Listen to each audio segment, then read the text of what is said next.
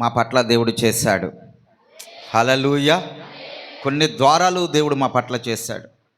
అయ్యగారు అమ్మగారు వచ్చి అడుగుపెట్టి ఏం లేదు, ఏమీ కాదు, ఇది సాతాను యొక్క సంబంధం కలిగినవి, కొంచెం గలిబిలి పెడుతూ ఉంటాడు, మీరేమీ కంగారు పడొద్దు అయ్యగారు అని మమ్మల్ని బలపరిచి మా ఫ్యామిలీని మా కోసం ప్రార్థించి మమ్మల్ని దీవించి వెళ్ళారు.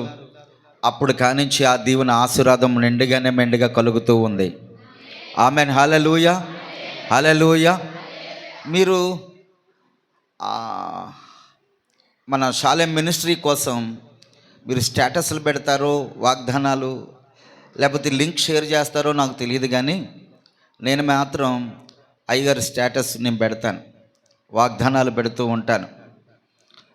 ఏమండి, ఆ లింక్ షేర్ చేస్తూ ఉంటాను. మా దగ్గర ఒక 20-25 మంది సేవకులు ఉంటారు నాతో పాటు. వాళ్ళందరికీ కూడా నేను షేర్ చేస్తూ ఉంటాను. ఏదేమైనప్పటికీ కూడా అలాంటి మంచి దైవజనులు మీకు కలిగి ఉండడం చాలా సంతోషకరం. ఒక్కసారి చేతుల పైకెత్తి దేవునికి స్తోత్రం చెబుదామా? హల్లెలూయా, హల్లెలూయా. ఒక్కసారి 12 గంటలకి రమ్మంటే తామరాడ నేను 2:30కో ఎప్పుడో వచ్చాను, చాలా లేట్ అయ్యింది. అమ్మా, వర్షంలో తడుచుకుంటూ వెళ్ళాను ఫస్ట్ టైం. అయ్యగారు కారుతో వస్తున్నారా, బైక్ తోటి వస్తున్నారంటే లేదులేండి, బైక్ తోటే వస్తున్నాను అన్నాను. హల్లెలూయా. రెండోసారి నేనేమైనా జ్ఞాపకం ఉన్నాను మీకు, 5 years అవుతుంది మీ దగ్గరికి వచ్చి. నేను అంతే, కరోనాకు ముందు ఇక్కడికి వచ్చాం. ఫస్ట్ రోజు డే టైం, ఈవినింగ్ కూడా నేను మాట్లాడడం జరిగింది. మర్చిపోయి ఉంటారులే. ఏదేమైనప్పటికీ కూడా మళ్ళీ నన్ను మా సేవకులు జ్ఞాపకం చేసుకోవడం ఎంతో ఆశీర్వాదకరం. ఏదేమైనప్పటికీ కూడా అయ్యగారు పిలవగానే నేను రావడానికి కూడా, ఈవేళ చాలా ప్రోగ్రామ్స్ ఉన్నాయి, నేను దాన్ని ఏం చేశానంటే కొంచెం నేను ముందుకు కొనసాగించి అయ్యగారు పిలిచిన వెంటనే నేను రావడానికి అవకాశం కలిగింది. దేవునికి స్తోత్రం.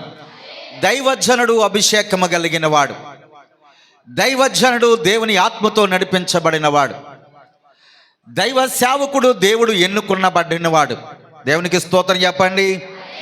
అలాంటి దైవ సేవకుల్ని ఎప్పుడు కూడా మనం ఏం చేయకూడదు, నిర్లక్ష్యం చేయకూడదు. దైవజనుడు అంటే మీకు తెలుసు, ప్రజలకిని దేవునికిని మధ్యవర్తి ఎవరు? దైవ సేవకుడు. మీ విన్నపములన్నీ కూడా, మీ ప్రార్థనా ధూపములన్నీ కూడా ఆయన సన్నిధికి చేరుకునేటట్లుగా, బాబు పలానావుడిని జ్ఞాపకం చేసుకోండి, అయ్యా పలానతని జ్ఞాపకం చేసుకోండి, అయ్యా పలానా సమస్యల్లో ఉన్నారయ్యా, అయ్యా వారు ఆర్థికపరమైన ఇబ్బందుల్లో ఉన్నారయ్యా, అయ్యా వాళ్ళకున్న పరిస్థితులు చాలా తారుమారుగా ఉన్నాయ్యా అని ప్రతి దినము కూడా, ప్రతిరోజు కూడా, ప్రతి క్షణము కూడా మీకోసమే ఆలోచిస్తూ, మీకోసమే ప్రార్థన చేస్తూ ఉన్న దైవజనుల కుటుంబము మీ కుటుంబము. దేవునికి మహిమ కలుగును గాక. ఒక్కసారి చప్పలు కొడదామా? హల్లెలూయా, హల్లెలూయా. అందుకనే మనకి వేరే చూపు ఉండకూడదు. చెప్పండి, మళ్ళీ చెప్పండి. మీరు చెప్పలేదు. ఇటు గ్రూప్లా మీరు, లేకపోతే ఒకటే గ్రూపేనా? శాంతి గ్రూపేనా అంతానే? దేవునికి స్తోత్రం. చెప్పండి. వేరే చూపు, వేరే ధ్యాస, వేరే ఆలోచన. సగం నేను చెప్తే సగం మీరు చెప్తారా? దేవునికి మహిమ కలుగును గాక. తెలీదు చాలామందికి, తెలీదు, చాలా అర్థం కాదు కొంతమందికి. సంగమా, దేవుని బిడ్డలారా, దేవుని వాక్యం సెలవిస్తుంది. ఒకరోజు దైవ సేవకుడు, నేను ఆయా ప్రాంతాల్లో తిరుగుతూ ఉన్నారు ఆయన. నేను ప్రతి వీడియో నేను చూస్తూ ఉంటాను, ప్రతి ఫేస్బుక్ నేను అడాప్ట్ చేస్తూ ఉంటాను, ప్రతి వాట్సాప్ నేను అయింది నేను చూస్తూ లైక్ కొడుతూ ప్రార్థన చేస్తూ ఉంటాను. ఆయా గ్రామాల్లో, మారుమూల గ్రామాల్లో అలాంటి దైవ సేవకులు కలిగి ఉండడం మీరు ఎంతో దీవెనకరం. స్తోత్రం. హల్లెలూయా, హల్లెలూయా. నేను ప్రౌడ్గా నేను ఫీల్ అవుతున్నాను. మా సేవకులు ఇంతగా ఆశీర్వదించబడ్డారు, ఇంతగా హెల్పింగ్ నేచర్, సహాయం చేసే గుణం నా సేవకులకు ఉన్నదని. చాలామంది జేబులో నింపుకుంటారు, చాలామంది పొట్టలో నింపుకుంటారు, చాలామంది బ్యాంకుల్లో నింపుకుంటారు. మన సేవకులు అలాంటి వారు కాదు. మీరు చూస్తున్నారు, మీరు వింటున్నారు కూడా. మన దైవజనులు దాతృత్వం కలిగిన సేవకులు. దేవునికి స్తోత్రం. మంచి వినయము కలిగిన వారిగా మీరు కూడా విని దాని ప్రకారంగా నడుచుకున్నట్టు వారిగా మీరు ఉంటే దేవుని రాకడ సమయములో ఎత్తబడే గుంపులో మన సంఘము కూడా ఎత్తబడుతుంది. స్వరం ఇది చెప్పండి, ఆమె. ఒకరోజు దైవ సేవకుడు ట్రైన్లో వెళుతూ ఉన్నదప్పుడు అలాగా కిటికీ పక్క నుంచి అలా చూస్తూ ఉన్నాడు. పరిశుద్ధాత్మ దేవుడు మాట్లాడుతూ ఉన్నాడు. ఏమని మాట్లాడుతూ ఉన్నాడో తెలుసా? ఎవరి గొడవల్లో వాళ్ళు ఉన్నారు, ఎవరి పనుల్లో వాళ్ళు ఉన్నారు.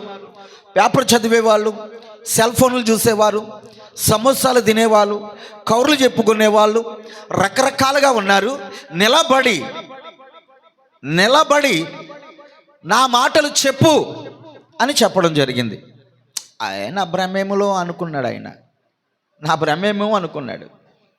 మరలా పరిశుద్ధాత్మ దేవుడు అంటున్నాడు, నిలబడి నా మాటలు బోధించు, నిలబడి నా మాటలు చెప్పు అని చెబుతూ ఉన్నదప్పుడు ఈయన నిలబడి 60 సంవత్సరాలు కలిగిన దైవ సేవకుడు అంటున్నాడు, యేసు ప్రభు నిజమైన దేవుడు, పాపము నుండి, మోసము నుండి, ప్రతి విధమైన బంధకాల నుండి విడిపించగలిగిన దేవుడు, మరణము లేనివాడు దేవుడు, ఆయన విమోచకుడు, ప్రత్యేకపరిచిన వాడు ఆయన అని దేవుని వాక్యము సువార్త చెబుతూ ఉన్నాడు. దేవుని వాక్యము బోధిస్తూ చెబుతూ ఉన్నదప్పుడు ఎదురుగుండా సీట్లు కూర్చున్న ఒక ఆవిడ, పిల్లోడితోటి ఉన్న ఆవిడ ఏం చేస్తుందో తెలుసా? లేచి నిలబడి, అందరూ చూస్తున్నారు, పేపర్లు పక్కన పెట్టారు, సెల్ ఫోన్లు పక్కన పెట్టారు, విచిత్రంగా చూస్తూ ఉన్నారు. ఏంటి ఈ పెద్ద ఆయన ఎంత మంచిగా దేవుని మాటలు చెబుతూ ఉన్నాడని అంత చక్కగా చూస్తూ ఉన్నారు. నా ప్రియా దేవుని బిడ్డలారా, ఓకే, బాగానే ఉంది. ఈవిడ లేచి నిలబడి అంటుంది, లేదు, యేసు ప్రభు దేవుడు కాదు, ఆయన కార్యం చేయడు, ఆయన మేలు చేయడు, ఆయన ఉపకారం చేయడు.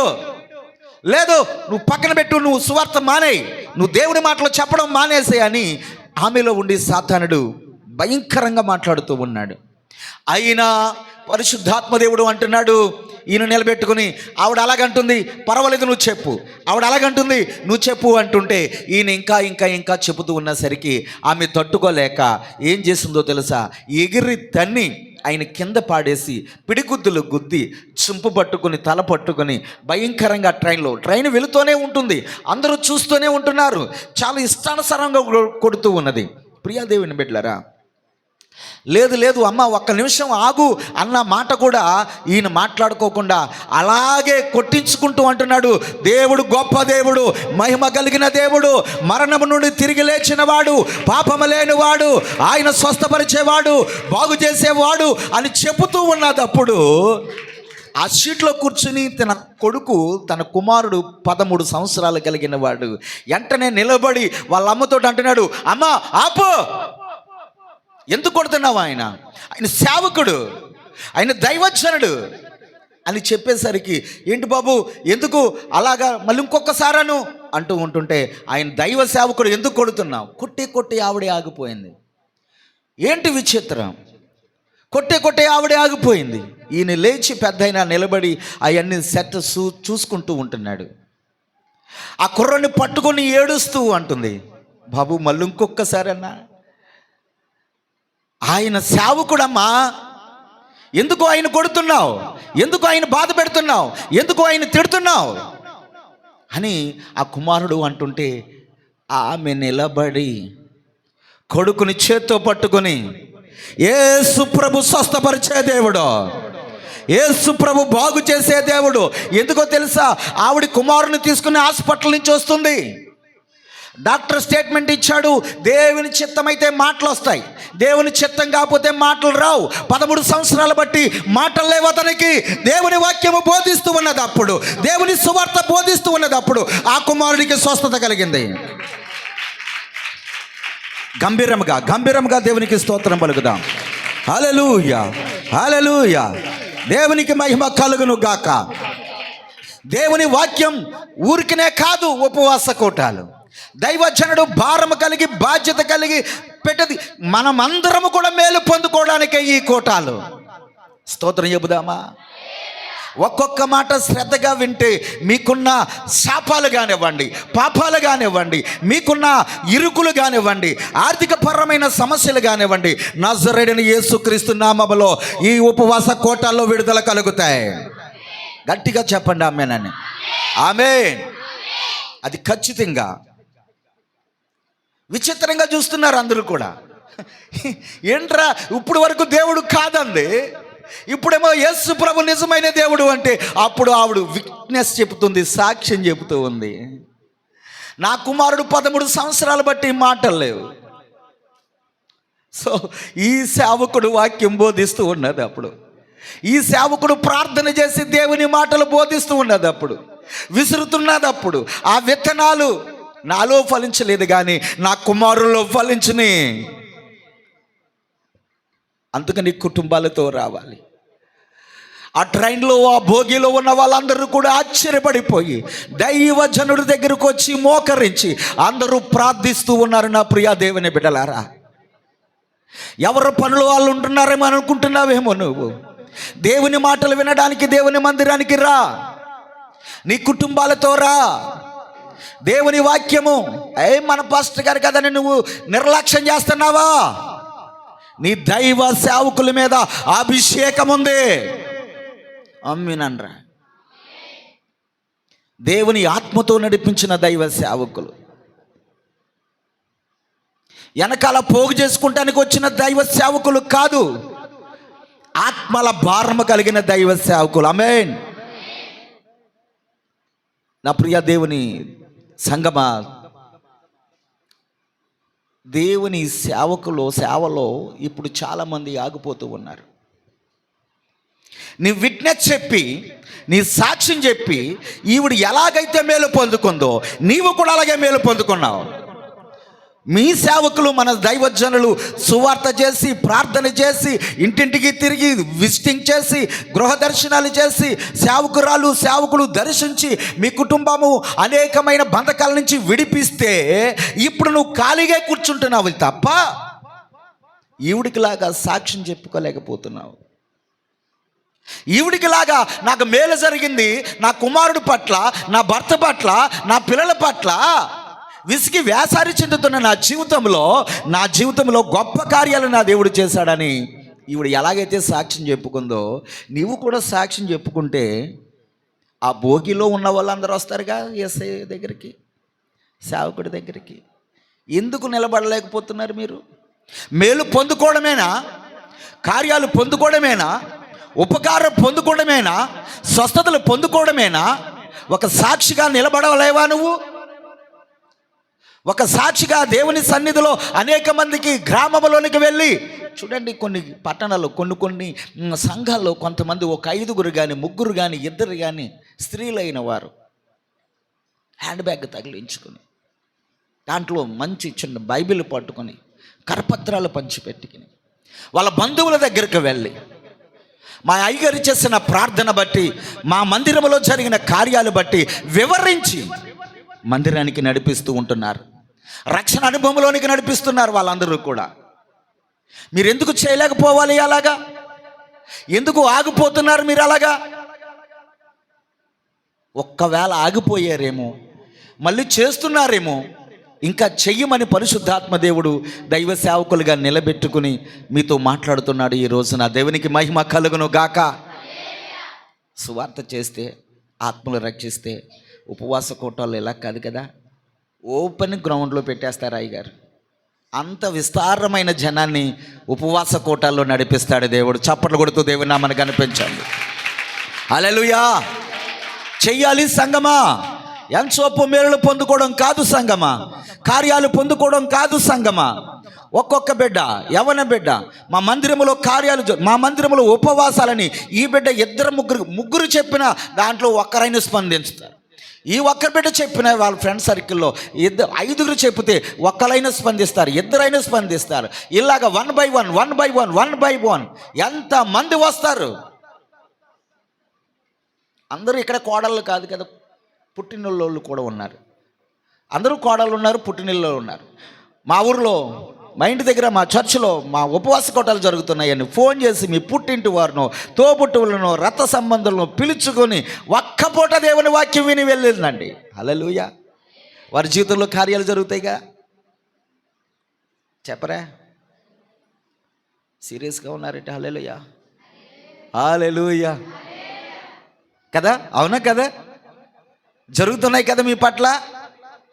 అరే, మన సేవకులు మా ఇంటికి వచ్చి ప్రార్థన చేసిన కానించే నా కుటుంబం ఆశీర్వదించబడిందని చెబుతూ ఉన్నా. Praise Lord. మరి మీరు, నేను సాక్ష్యం చెబుతూ ఉన్నాను ఇక్కడికి వచ్చి, మరి మీరు, మీకు ఎన్ని జీవితాల్లో ఎన్ని కార్యాలు జరిగినాయి? వినడమే కాదు, మన వేసవకాలం వచ్చింది కదండి, సీతాఫలాలు, నేరేడికాయలు, రేగ్గాయలు అవన్నీ ఉన్నాయా? అవన్నీ తెచ్చుకుని తణుకులో వెళ్తూ ఉంటున్నప్పుడు, తింటూ ఉన్నప్పుడు ఆ ఎక్కలన్నీ ఎండబెట్టి మా పాస్టర్ గారు వచ్చారు. కాలువ సైడే మాది. అయితే తాతయ్యగా కూర్చుని కప్పెట్టేశా. మొక్కలు వచ్చేసినాయి. ఇప్పుడు చక్కగా 2-3 సంవత్సరాలకి అది ఏమవుతుంది, 4-5 సంవత్సరాలకి నేనే శుభ్రంగా కోసుకుని తినడానికి అవకాశం ఉంది. దేవునికి స్తోత్రం. విత్తనాలు విత్తాను కాబట్టే ప్రతిఫలం నేను పొందుకుంటాను. విత్తనాలు మీరు కూడా విత్తితే దానికి తగ్గట్టుగా రెట్టింపు ప్రతిఫలం పొందుకుంటారు. ఆమేన్ అంటాం కాదు, చప్పలు కొడదాం. హల్లెలూయా. మీరు భాషలో, ఒక బైబిల్ భాషలో ఒక మాట, ఏది విత్తుతావో చెప్పాలి. మీరు చెప్పండి ఫస్ట్ కానించి. నన్ను అన్నట్టుంది మీరు. ఏది విత్తుతావో అదే కోస్తావు. నా ప్రియ దేవుని బిడ్డలారా, ఏ విత్తుతున్నాం? వాక్య ధ్యానములోనికి మనం వెళదాం. నా ప్రియ దేవుని బిడ్డలారా, ఎక్సైట్మెంట్, సాక్షిగా నువ్వు దేవుని సన్నిధిలో నిలబడుతూ ఉండాలి. అనేక మందికి నీ సాక్ష్యము ప్రచురం చేస్తూ ఉండాలి. అలా చేస్తూ ఉన్నదప్పుడు ఏది విత్తుతావో ఆ పంటే కోస్తావు. దానికి తగ్గట్టుగా ప్రతిఫలము పరిశుద్ధాత్మ దేవుడు నీకు అనుగ్రహించును గాక. ఆమేన్. మార్కు సువార్త దేవుని వాక్యాన్ని మనం ధ్యానం చేద్దాం. మార్కు సువార్త. ఆయన ప్రార్థన చేస్తూ ఉండగా ఆయన ముఖ రూపము మారెను. లోకసువార్త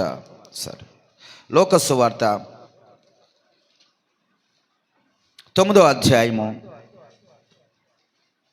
లోకసువార్త 9వ అధ్యాయము 28వ వచనం. ఈ మాటలు చెప్పినది మొదలుకొని రమారమి 8 దినములైన తరువాత ఆయన పేతురును, యోహానును, యాకోబును వెంటబెట్టుకుని ప్రార్థన చెయ్యుటకు ఒక కొండ ఎక్కెను. ఆయన ప్రార్థించుచుండగా ఆయన ముఖ రూపము మారెను. ఆయన వస్త్రములు తెల్లవై దగదగా మెరిసెను. చాలండి, చిన్న ప్రార్థన మనం చేద్దాం. మహాగణుడైన మహోన్నతుడా, పరిశుద్ధాత్మ దేవుడా, నీకే వందనాలు. మా జీవితంలో కొన్ని విషయాలు నాతో మాట్లాడండి. మా అందరితో మీరు మాట్లాడండి. మమ్మల్ని బలపరచండి దేవా, మమ్మల్ని స్థిరపరచండి. నీ రాకడుకు నాయన అయ్యా దేవా, నీకే వందనాలు. ఆయత్తబడే బిడలుగా మమ్మల్ని తయారు చేయండి. అనేక మందిని ప్రభువా శిష్యులుగా తయారు చేశావు. మేము కూడా శిష్యరకంలోనికి అడుగుపెట్టి అనేక ఆత్మలను సంపాదించే భారము, బాధ్యత మాకు కూడా కలుగు చేయమని ప్రార్థిస్తూ నీ దాసుడైన నన్ను కూడా జ్ఞాపకం చేసుకోండి. నిలబడిది నేను, మాట్లాడదు మీరు. ఏడింత ఆత్మశక్తితోడు కుమ్మరింపచేసి అభిషేకించి మీరే మాట్లాడమని నజరేయుడైన యేసుక్రీస్తు నామములో ప్రార్థన చేస్తూ వినయముతో బ్రతిమలాడి వేడుకొనుచున్నాను మా గొప్ప తండ్రి. ఆమేన్, ఆమేన్. ప్రియా దేవుని బిడ్డలారా, దేవుని వాక్యాన్ని మనం ధ్యానం చేస్తూ ఉన్నదప్పుడు కొన్ని విషయాలు, ఒక ½ అన్ అవర్ దేవుని వాక్యాన్ని నేను ధ్యానం చేద్దాం. ఆయన ప్రార్థన చేయడానికి ఎక్కడికి వెళ్ళారట? ఎత్తైన కొండ దగ్గరికి వెళ్ళారు. నేనంటాను నా డైరీలో నేను రాసుకున్న మాట, నాకిచ్చిన దేవుడిచ్చిన మాట అదేంటో తెలుసా? ఈ లోకంలో ఏ శక్తి లేదు, కానీ ప్రార్థన మించిన శక్తి ఈ లోకంలో ఏ శక్తి ఉండదు. చెప్పండి ఆమేనని. ప్రార్థన మించిన శక్తి ఈ లోకంలో ఏ శక్తి లేదు. ఎందుకంటే అన్ని శక్తులు నాకు తెలుసు. నేను మాల్లో ఉన్నదప్పుడు ఆ శక్తి ఏంటో నాకు తెలుసు. స్వామి మాల్లో ఉన్నదప్పుడు ఆ శక్తి ఏంటో నాకు తెలుసు. భవని మాల్లో ఉన్నదప్పుడు ఆ శక్తి ఏంటో నాకు తెలుసు. లోకములో ఉన్నదప్పుడు, తాగుడుతనంలో ఉన్నదప్పుడు ఆ శక్తి ఏంటో నాకు తెలుసు. లోకములో ఉన్నదప్పుడు, మనుషులతో ఉన్నదప్పుడు, రాజకీయముగా ఉన్నదప్పుడు ఆ శక్తి ఏంటో నాకు తెలుసు. అందుకనే ఈ లోకములో ఏ శక్తి లేదు, కానీ ప్రార్థనలో అటువంటి శక్తి ఉంది. Praise the Lord. శక్తివంతమైనది ప్రార్థన. హల్లెలూయా. ఏంటి చెప్పండి? శక్తివంతమైనది ప్రార్థన. ప్రార్థన మించిన శక్తి ఈ లోకంలో ఏది లేదని చెబుతూ ఉన్నాను. శక్తివంతమైనది ప్రార్థన. అలాంటి శక్తివంతమైన ప్రార్థన నీ ఆత్మీయ జీవితంలో ప్రారంభిస్తున్నావా? ప్రార్థనలో పాలుపంపులు పొందుకున్నావా? ఎంచోపు కూడా కార్యాల కోసమే అడుగుతున్నావా? ఎంచోపు కూడా మేలుల కోసమే, కుటుంబ సౌలభ్యం కోసం అడుగుతూ ఉన్నావా? లేకపోతే దేవుని రాజ్యంలో నాతో పాటు అనేక మందిని నేను తీసుకుని వెళ్ళాలి ప్రభువా అని ప్రార్థిస్తున్నావా? అనేక ఆత్మలను రక్షణార్థమై రక్షించాలి ప్రభువా అని ప్రార్థిస్తున్నావా? ప్రార్థనలో కొన్ని ఉంటాయి. ఆ విషయాలు కొన్ని ధ్యానం చేద్దాం. హన్నా ప్రార్థన చేసింది. ఏమని ప్రార్థన చేసింది? హన్నా ప్రార్థన చేసింది. ఏమని ప్రార్థన చేసింది? సమూయేలు వాళ్ళ తల్లి, ప్రభువా నువ్వు నాకు ఇస్తే ఆ మాట రావట్లేదేంటి? నువ్వు నాకు ఇస్తే నేను నీకు ఇస్తాను. విపులాత్మకమైన చిన్న ప్రార్థన చేసింది. అప్పుడు వరకు కూడా నైవేద్యాలు అర్పించింది, అప్పుడు వరకు కూడా దహన బలులు అర్పించింది, అప్పుడు వరకు కూడా కానుకలు అర్పించింది, అప్పుడు వరకు కూడా వ్యక్తిగత ప్రార్థన చేసింది, అప్పుడు వరకు సేవకుడు లేడు కదా, ఎన్నో ప్రార్థనలు చేసింది. ఎప్పుడైతే దైవజనుడు వచ్చాడు, వివరాలు కనుక్కున్నాడు, ఇద్దరు కలిసి బలిపీఠము దగ్గర ప్రార్థించడం మొదలుపెట్టారు. ఎప్పుడైతే ఇద్దరు కలిసి ప్రార్థన చేయడం మొదలు పెట్టారో తండ్రి అయిన దేవాతి దేవుడు ఆలకించాడు. హల్లెలూయా, హల్లెలూయా. ఆలకించి శ్రేష్టమైన ప్రతిఫలాన్ని ఇచ్చాడు. దేవునికి మహిమ కలుగును గాక. ఈ ఉపవాస దీక్షలో, ఈ ఉపవాస ప్రార్థనలో నీవు సమర్పించుకున్న దాన్ని బట్టి దేవుడు ప్రతిఫలం ఇయ్యదగును గాక. ఆమేన్. సమర్పణతో కూడిన ప్రార్థన నువ్వు చెయ్యాలి. రాత్రికాల సమయంలో ఈయన ప్రార్థిస్తూనే ఉన్నాడు. ఎవరైనా నిద్రపోయిన వారు స్తోత్రం చెప్పండి.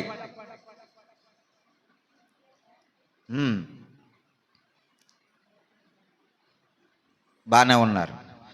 ఎవరైనా యేసుప్రభు రాత్రికాల సమయం అంతా కూడా ఏం చేశారు? ప్రార్థన చేస్తూనే ఉన్నారు. పగలు ఏం జరిగినాయి? అద్భుతాలు జరగడం మొదలుపెట్టినాయి. హల్లెలూయా. అద్భుతాల కోసం ఎక్కడికో ఎర్రలక్కర్లా. ఒక ఆవిడ ప్రార్థన చేయడానికి వెళితే కొత్తగా నన్ను రమ్మన్నారంటే వెళ్ళిన తర్వాత తైలం బుడ్డోడు తీసుకొచ్చింది. వింటున్నారా అమ్మ? తైలం బుడ్డోడు తీసుకొచ్చింది. ఇది ఇస్సాకాయి గారు తైలం ఏంటి అన్నది. ఏ తైలం? అమ్మ ఇస్సాక్ గారి తైలం కానీ ఆ తైలాలు కానీ ఏసై తైలం లేదా అన్నాను. ఏ తైలం అది? ఆ తైలాలు ఈ తైలాలు వద్దమ్మా అన్నాను. ప్రార్థన చేయి, మోకరించు, నీ తప్పులు ఒప్పుకో, క్షమాపణ కోరుకో, పశ్చాత్తాపడు. ఇక నుంచి ఎన్నడు కూడా ఎప్పుడు కూడా నేను లోకంలోనికి నేను తిరగను నాయనా నీ ఒప్పుకో. ఇప్పుడే నీ జీవితంలో అద్భుతాలు చేస్తాడని ప్రారంభించాను. హల్లెలూయా. అలాగే చేసింది. వెళ్ళేటప్పుడల్లా కూడా తైలన్నీ కూడా కాలువ రేవులో పాడేసింది. నేను వెళ్ళేటప్పుడల్లా కూడా మోకరించి తల్లి అంటున్నాను, మోకరిస్తుంది. నేను మోకరిస్తున్నాను. ఆ నట్టింట్లో మోకరించి ప్రార్థన చేయగా, నా ప్రియా దేవుని బిడ్డలారా, అండి పెంకిటిల్లు రేకు షెడ్డు కలిగిన ఆ ఇల్లు చక్కటి, తన భర్త ఇతర దేశం వెళ్ళారు, కుమారులు ఇతర దేశం వెళ్ళారు, చక్కటి గృహాన్ని సంపాదించుకుంది. హల్లెలూయా. అద్భుతాలు ఎక్కడికో వెళ్ళిపోతే చెప్పరా, అటు పండు ఇచ్చినా జరగదు, మామిడి పండు ఇచ్చినా జరగదు, ఇంకో పండు ఏంటి అది, మీరు వింటున్నారన్నమాట. యాపిల్ పండు ఇచ్చినా ఆ ఫలము దేవుడే ఇచ్చును గాక, చప్పలు కొడదాం. హల్లెలూయా. ఏ ఫలం ఇచ్చినా జరగదు. మీరు ఇందాక ఓ మాట అన్నారు, చెప్పండి.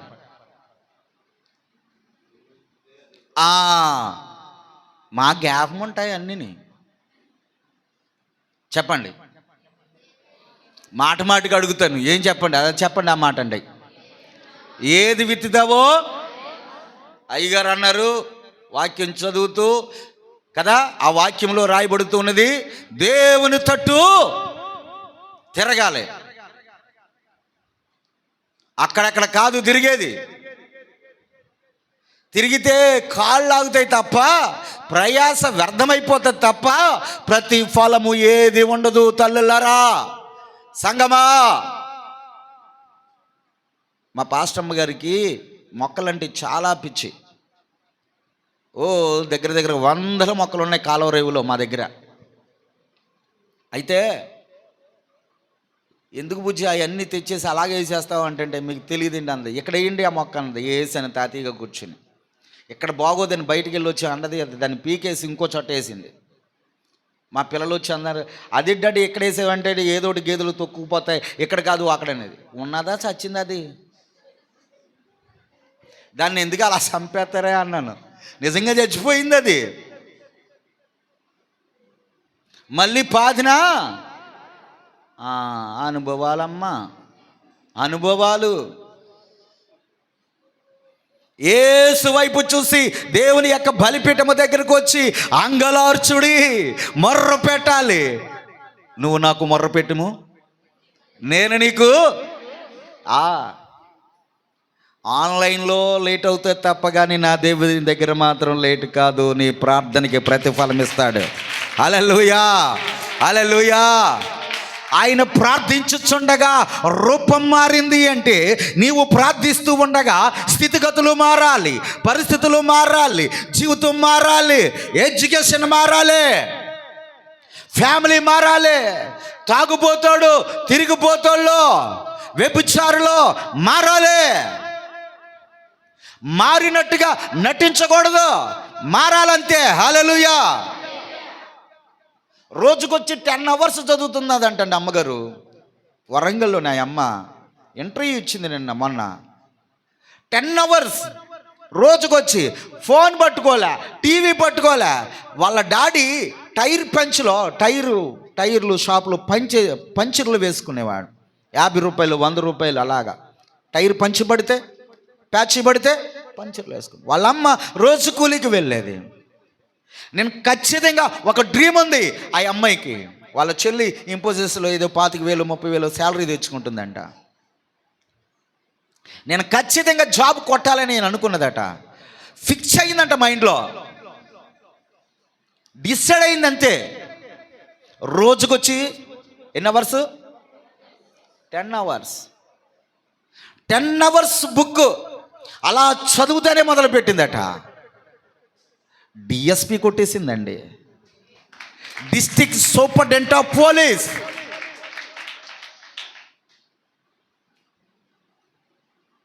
కొట్టుకాడికి వెళ్ళంటే అన్ని పనులు నాకే చెప్తుంది ఇది.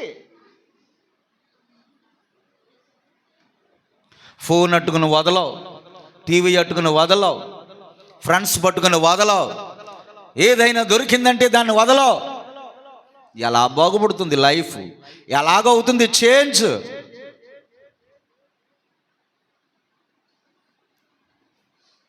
ఏనా ఉందా మనకి? ఒక్కసారి ఆలోచించాలి. వాక్యం చెబుతూ ఉంది, ఏది విత్తుతావో ఆ పంటే కోస్తావని. మళ్ళీ ఇంకొక మాట చెబుతుంది, యేసు ప్రభుని చూసి మనం నేర్చుకోవాలి. ఇక్కడ యేసు ప్రభు రాత్రంతమాలు ప్రార్థన చేశాడు. పగలు అద్భుతాలు జరగడం మొదలుపెట్టినాయి, పరిస్థితులు కూడా మారినాయి, ఆయన ముఖ రూపం మారింది, ఆయన వస్త్రాలు దగదగా మెరివ్వడం మొదలుపెట్టినాయి. ఏ చాకలి కూడా చలువు చేయలేనంత విస్తారమైన తెలుపు ఆయన వస్త్రాల్లో ఉన్నాయట. ఏలియా మోషేలు కూడా వచ్చి మాట్లాడడం మొదలు పెట్టారట. దేవునికి మహిమ కలుగును గాక. ప్రార్థన చెయ్యాలిరా చెల్లి, తల్లి, అన్న, తమ్ముడు, నా కుమారుడా, నా కుమార్తె, ప్రార్థన ప్రార్థన ప్రార్థన. ఆ ప్రార్థనే నన్ను ఓ స్థాయిలోకి తీసుకువెళ్ళింది. అయ్యగారు చెప్పారు. నా ప్రియా దేవుని బిడ్డలారా, వాకింగ్ చేస్తున్నప్పుడు అదే ప్రార్థన చేశాను. అయ్యా, ఈ ఇండియాలోనే వండిస్తావా అయ్యా, లేకపోతే ఈ రాష్ట్రంలోనే వండిస్తావా, ఇతర దేశం లేకపోతే ఏరే ప్రాంతాల్లోనికి నన్ను తీసుకుని వెళ్ళవా అని వాకింగ్ ప్రార్థన చేస్తూ ఉన్నది. అప్పుడు ఒక అరగంట సేపు, లేకపోతే తెల్లరగట్ల 4 గంటలకి, మధ్యాహ్నం 4 గంటలకి, నేను 1 గంట, ఉదయం 1 గంట, సాయంత్రం 1 గంట, 9 గంటల కానించి మళ్ళీ ఇంకొక అరగంట నేను ప్లాన్ చేసుకుని, నేను తీర్మానం చేసుకుని ప్రార్థన చేయడం మొదలు పెట్టడం జరిగింది. హల్లెలూయా. ఎన్నికలేని వాడిని, నన్ను ఎందుకు పనికి రాలేని నన్ను 5 స్టార్ హోటల్లో భోజనం చేయడానికి దేవుడు అవకాశం ఇచ్చాడు. హల్లెలూయా.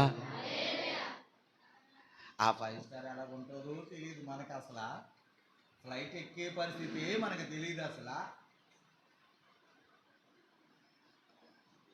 నా సంఘం అప్పుడు ప్రార్థన చేయడానికి నేను వెళుతూ ఉన్నదప్పుడు వాళ్ళు ఎంతో తెలిసారా అంటే వాళ్ళకి కూడా చెప్పలేదు నేను పలానా రోజున వెళ్తానని. వాళ్ళు ఏం చేశారంటే, ఆ రోజు శుక్రవారం బయలుదేరుతున్నాను, తలకు చిన్న కానుక ఇచ్చారు. వినపడుతుందా? ఇచ్చారు. అదంతా కలిసి 3,500 రూపాయలు కానుక ఇచ్చారు. ఎలా వెళ్ళానో 3,500 రూపాయలు జేబులో పెట్టుకొని మళ్ళీ అలాగే వచ్చేసాను. 3 దేశాలు తిరిగి వచ్చాను.